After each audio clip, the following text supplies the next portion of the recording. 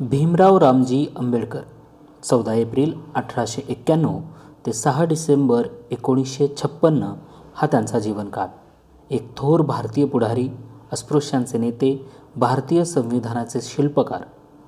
रत्नागिरी जिल्ह्यात मंडणगावजवळ असलेले आंबवडे हे त्यांचे मूळ गाव. त्यांचे वडील रामजी सकपाळ हे लष्करात सुभेदार मेजर होते. ते महू येथे असताना आंबेडकरांचा जन्म झाला. आंबेडकर 6 वर्षांचे असतानाच त्यांची आई भीमाबाई मरण पावली. आंबेडकरांचे पुढील सर्व पालनपोषण रामजी व त्यांची बहीण मीराबाई यांनी केले. रामजी लष्करातून निवृत्त झाल्यावर कुटुंबासह नोकरीसाठी साताऱ्यास आले. त्यामुळे आंबेडकरांचे प्राथमिक शिक्षण साताऱ्यात झाले. आंबेडकरांचे माध्यमिक व विश्वविद्यालयीन शिक्षण मुंबईच्या एल्फिन्स्टन हायस्कूल व कॉलेजमध्ये झाले. या काळात 2 महत्त्वपूर्ण घटना त्यांच्या जीवनात घडल्या. एक म्हणजे त्यांचे रमाबाई ह्या स्वजातीय मुलीशी लग्न झाले व दुसरे त्यांचे जीवन प्रभावी होण्यास सहाय्यभूत झालेल्या केळुस्कर गुरुजींशी त्यांचा निकटचा संबंध आला. पदवी घेतल्यानंतर त्यांना बडोदे संस्थानाची शिष्यवृत्ती मिळाली व 1913 मध्ये ते उच्च शिक्षणासाठी अमेरिकेस गेले. तेथील कोलंबिया विद्यापीठातून त्यांनी अर्थशास्त्र विषयात MA व PhD ह्या पदव्या मिळवल्या. भारतात परत आल्यानंतर त्यांनी बडोदे संस्थानाची नोकरी धरली. बडोदे येथील वास्तव्यात त्यांना अस्पृश्य म्हणून जे अत्यंत कटू अनुभव आले त्यामुळे त्यांनी ती नोकरी सोडली व मुंबईस येऊन सिडनहॅम कॉलेजमध्ये प्राध्यापकाची नोकरी पत्करली. तोपर्यंत अस्पृश्य म्हणून पदोपदी त्यांची जी मानखंडना झाली तिचा परिणाम त्यांच्या मनावर फार झाला. अस्पृश्यांमध्ये जागृती निर्माण करण्याकरता त्यांनी अस्पृश्य वर्गातील कार्यकर्त्यांची संघटना उभारण्यास सुरुवात केली. मुंबई येथे 31 जानेवारी 1920 रोजी मूकनायक नावाचे पाक्षिक काढले. कोल्हापूर संस्थानातील अस्पृश्यांची त्याच संस्थानातील माणगाव येथे त्याच वर्षी परिषद घेतली व अस्पृश्यांच्या सहभोजनांचे कार्यक्रम घडवून आणले. नागपूर येथे मे 1920 मध्ये छत्रपती शाहू महाराज यांच्या अध्यक्षतेखाली एक अखिल भारतीय परिषद त्यांनी बोलवली. अस्पृश्यांचे प्रतिनिधी विधिमंडळाने नेमावेत या महर्षी शिंदेंच्या डिप्रेस क्लास मिशनच्या धोरणाचा या परिषदेत निषेध करण्यात आला. त्यांनी हाती घेतलेल्या ह्या प्राथमिक कार्यातच त्यांचे नेतृत्वाचे गुण दिसून आले. हे लोकजागृतीचे कार्य चालू असताना स्वतःचे अर्धवट राहिलेले शिक्षण पूर्ण करण्याकरता ते मुख्यतः आपले स्नेही नवल भंतेना आणि छत्रपती शाहू महाराज यांच्या मदतीने इंग्लंडला गेले. त्यांनी लंडन विद्यापीठाची DSc ही दुर्लभ पदवी 1923 साली संपादन केली. ते बॅरिस्टरही झाले. मायदेशी परतताच मुंबईस त्यांनी वकिली सुरू केली. सरकारी विधी महाविद्यालयात त्यांनी काही काळ प्राध्यापकाचे व प्राचार्याचेही काम केले. तथापि अस्पृश्यांच्या हिताचे कार्य त्यांनी चालूच ठेवले. 1924 मध्ये त्यांनी बहिष्कृत हितकारिणी ही संस्था स्थापन केली. शिकवा, चेतवा व संघटित करा हे या संस्थेचे ब्रीदवाक्य होते. 1926 साली सातारा जिल्ह्यातील रहमतपूरला भरलेल्या महार परिषदेत त्यांनी अस्पृश्य बंधूंना वतनदारी व गावकीचे हक्क सोडून देण्याचा संदेश दिला. त्यामुळे शेकडो महारांनी गावकीची कामे सोडून इतर कामे करण्यास सुरुवात केली. 1927 मध्ये कुलाबा जिल्ह्यातील महाडच्या चौदार तळ्यावर अस्पृश्यांना इतरांप्रमाणे पाणी भरता यावे म्हणून त्यांनी आपल्या हजारो अनुयायांसह सत्याग्रह केला व अस्पृश्यतेचा पुरस्कार करणारी मनुस्मृती जाळून टाकली. त्यांच्या काही अनुयायांसह त्यांच्यावर सनातन्यांनी खटला भरला. खटला जिद्दीने लढवून त्यांनी स्वतःची व आपल्या सहकार्यांची निर्दोष सुटका करून घेऊन चौदार तळ्यावर पाणी भरण्याचा अस्पृश्यांचा हक्क प्रस्थापित केला. 1928 साली भारतात आलेल्या सायमन आयोगावर इतरांनी बहिष्कार घातला होता. पण अस्पृश्य बंधूंचे हित लक्षात घेऊन आंबेडकरांनी मात्र त्या मंडळासमोर आपली साक्ष नोंदवून अस्पृश्य लोकांकरता सरकारने काय करावयास पाहिजे हे सांगितले. अस्पृश्यांना इतरांप्रमाणे देवाचे दर्शन घेता यावे म्हणून त्यांनी आपल्या अनुयायांसह 1930 साली नाशिक येथे काळाराम मंदिर प्रवेशासाठी सत्याग्रह केला. त्यात त्यांना व त्यांच्या अनुयायांना मार खावा लागला, पण पूर्वीच्या जिद्दीने त्यांचे कार्य चालू राहिले. त्यांनी बहिष्कृत भारत, जनता समता इत्यादी वर्तमानपत्रांद्वारे, त्याचप्रमाणे बहिष्कृत हितकारिणी व इतर संस्थांद्वारे अस्पृश्यांवर होणाऱ्या अन्यायाविरुद्ध आवाज उठवला व त्यांच्यात आत्मविश्वास, अन्यायाविरुद्ध लढण्याची जिद्द, वाईट चालीरीती सोडून देण्याची प्रवृत्ती, शिक्षणाची व स्वच्छतेची आवड निर्माण करून त्यांचा स्वाभिमान जागृत केला. आंबेडकर 1930मध्ये गोलमेज परिषदांसाठी इंग्लंडला गेले. तिन्ही परिषदांना ते उपस्थित राहिले. तेथे त्यांनी अस्पृश्यांची बाजू मांडली आणि अस्पृश्यांच्या इतर हक्काबरोबर स्वतंत्र मतदारसंघाची मागणी केली व ती पंतप्रधान मॅकडोनल्ड यांनी मंजूरही केली. त्यातूनच गांधी व आंबेडकर यांच्यात मतभेद निर्माण झाले. गांधींना हा अस्पृश्यांचा स्वतंत्र मतदारसंघ मान्य नव्हता. तो रद्द व्हावा म्हणून त्यांनी पुणे येथे येरवड्याच्या तुरुंगात प्राणांतिक उपोषण आरंभिले.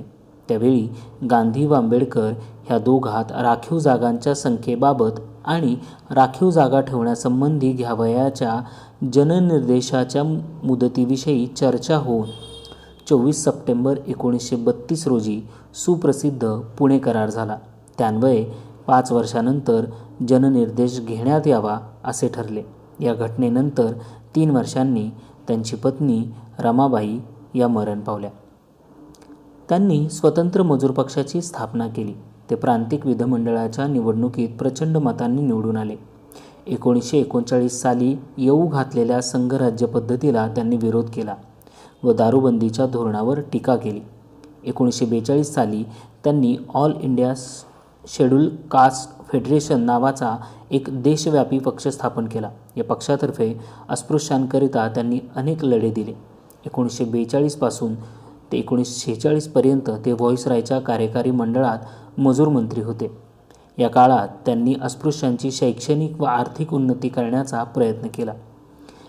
त्यासाठी त्यांनी पीपल्स एज्युकेशन सोसायटी स्थापन केली व मुंबईस सिद्धार्थ महाविद्यालय सुरू केले. याच संस्थेने पुढे औरंगाबादला मिलिंद महाविद्यालय स्थापले.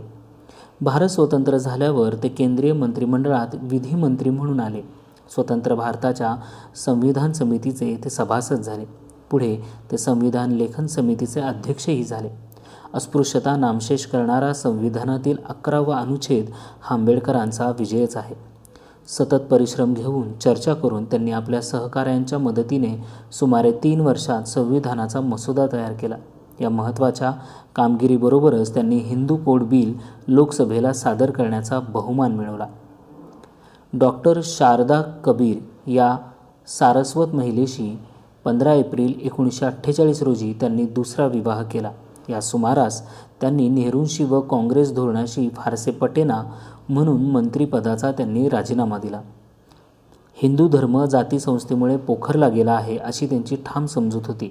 स्पृश्यांकडून अस्पृश्यांवर होत असलेला अन्याय धर्मांतरावाचून दूर होणार नाही या त्यांच्या दृढ श्रद्धेवर त्यांनी 14 ऑक्टोबर 1956 रोजी नागपूर येथे मोठ्या समारंभाने अनेक अनुयायांसह बौद्ध धर्म स्वीकारला. यानंतर त्यांनी बौद्ध धर्माच्या प्रसाराचे काम हाती घेतले. त्यांच्या मनात रिपब्लिकन पक्ष स्थापन करावयाचा होता, परंतु तो त्यांच्या हयातीत स्थापन झाला नाही. आंबेडकरांना वाचनाचा अतिशय नाद होता. विद्यार्थी दशेत त्यांना संस्कृतचे अध्ययन करता आले नाही. पुढे ते मुद्दाम चिकाटीने संस्कृत शिकले. ग्रंथाशिवाय आपण जगूच शकणार नाही असे त्यांना वाटे. मृत्यूसमयी त्यांच्या ग्रंथालयात सुमारे 25,000 दुर्मिळ ग्रंथ होते. हिंदुस्थानची आणि काश्मीरची फाळणी ह्या भारताच्या प्रगतीच्या दृष्टीने अटळ गोष्टी आहेत असे त्यांना वाटे. भारताच्या तात्कालिक परराष्ट्रीय धोरणामुळे भारतास एकही सच्चा मित्र राहणार नाही अशी त्यांची भूमिका होती. देवनागरी लिपीतील हिंदी ही राष्ट्रभाषा असावी व ती पूर्णपणे अंमलात येईपर्यंत इंग्रजी भाषा असावी असे त्यांना वाटे. त्याचप्रमाणे छोटी राज्ये हा एकमेव राज्य पुनर्रचनेचा मार्ग आहे असे त्यांचे मत होते. त्यांनी 2दा लोकसभेची निवडणूक लढली, पण ते पराभूत झाले. तथापि राजकारणातून ते निवृत्त झाले नाहीत. आंबेडकरांचे ग्रंथरूप लेखन इंग्रजी भाषेतीलच आहे. त्यांनी MA पदवीकरिता लिहिलेल्या प्रबंधाचा विषय प्राचीन भारतातील व्यापार असा होता. भारताच्या राष्ट्रीय नफ्याचा वाटा एक ऐतिहासिक पृथक्करणात्मक अध्ययन या विषयावरील त्यांचा प्रबंध पुढे the evolution of provisional finance in British India या नावाने प्रकाशित झाला. प्रस्तुत प्रबंधात त्यांनी ब्रिटिश सरकारचे आर्थिक धोरण ब्रिटनमधील उद्योगधंद्यांच्या हिताच्या दृष्टीने आखले जाते हे सिद्ध केले. कोणताही देश झाला तरी त्यात एखाद्या वर्गावर अन्याय चालू असणे साहजिक आहे, पण त्यामुळे त्या देशाला राजकीय अधिकार नाकारता येत नाहीत यासारखी तर्कशुद्ध मीमांसा प्रस्तुत ग्रंथात आढळते. आंबेडकरांचा अर्थशास्त्रविषयक दुसरा प्रबंध म्हणजे the problem of the rupee हा होय. रुपयाचे पाऊंडांशी प्रमाण बसून इंग्रजी राज्यकर्त्यांनी केवळ इंग्रजी व्यापाऱ्यांचेच हित साधून भारताचे कसे नुकसान केले यावर त्यांनी प्रस्तुत प्रबंधात प्रकाश टाकला आहे. धर्म आणि जातीसंस्था यासंबंधी डॉक्टर आंबेडकरांचे विचार क्रांतिकारक होते. 1936 साली लाहोर येथील जातपात तोडक मंडळाच्या वार्षिक संमेलनातील अध्यक्षीय भाषण ॲनाहिलेशन ऑफ कास्ट्स या पुस्तकात त्यांनी प्रसिद्ध केले. जातीव्यवस्था ही श्रमिकांच्या अनैसर्गिक विभागणीस व हिंदू समाजाच्या ऐतिहासिक पराभवास, नैतिक अधोगतीस तसेच त्याच्या दुबळेपणास कारणीभूत आहे. जातीव्यवस्थेचा मुख्य आधार म्हणजे हिंदूंचा धर्मभोळेपणा असून तो नष्ट करून स्वातंत्र्य, समता आणि बंधुता यांच्या तात्विक अधिष्ठानावर हिंदू समाजाची पुनर्घटना करावी यासारखी प्रेरक विचारसरणी आंबेडकरांनी प्रस्तुत पुस्तकात मांडली आहे. What Congress and Gandhi have done to the untouchables या ग्रंथात त्यांनी काँग्रेसच्या अस्पृश्यद्वाराच्या कार्यक्रमाच्या मर्यादा आणि अपयश यांची चर्चा केली आहे. आंबेडकरांच्या व्यासंगांचे व संशोधन कुशलतेचे प्रतीक असलेला ग्रंथ म्हणजे हू वेअर द शूद्राज हा होय. विद्यमान शूद्र म्हणजे पूर्वकालीन क्षत्रिय होत.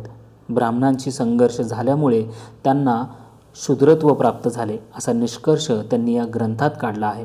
द अनटचेबल्स या नावाने त्यांचे पुस्तकही या संदर्भात उल्लेखनीय आहे. बुद्ध अँड हिज धम्म हा त्यांचा महत्त्वाचा ग्रंथ त्यांच्या मरणोत्तर प्रसिद्ध झाला. धर्माच्या रूढ कल्पनांहून बौद्ध धर्माची कल्पना वेगळी असून ती समाजाच्या पुनर्रचनेशी अधिक निगडीत आहे. त्यामुळे सामाजिक व नैतिक मूल्ये हीच बौद्ध धर्माचे खरे अधिष्ठान आहे. लोकमान्य टिळकांच्या गीता रहस्याप्रमाणे आंबेडकरांनी बौद्ध धर्माचे कालोचित रहस्य या भाष्य ग्रंथात विशद केले आहे. आंबेडकरांच्या राजकीय विषयावरील ग्रंथांपैकी थॉट्स ऑन पाकिस्तान या पुस्तकात पाकिस्तान झाल्यास हिंदूंच्या उत्कर्षाचा मार्ग मोकळा होईल असा युक्तिवाद केला होता. याशिवाय Ranade, Gandhi and Jinnah, thoughts on linguistic states यांसारखी त्यांची पुस्तकेही विचारप्रेरक आहेत. डॉक्टर आंबेडकरांचे मराठी लेखन अल्प असून ते मुख्यतः त्यांनी काढलेल्या विविध वृत्तपत्रातून विखुरलेले आहे. दिल्ली येथे त्यांच्या आकस्मिक निधन झाले. श्रेष्ठ कायदेपंडित व अस्पृश्यांचा तडफदार नेता म्हणून आंबेडकरांची स्मृती चिरंतर राहील. आत्ता जी आपण ही सर्व माहिती ऐकली ती मराठी विश्वकोश या ठिकाणावरून घेण्यात आलेली आहे. धन्यवाद.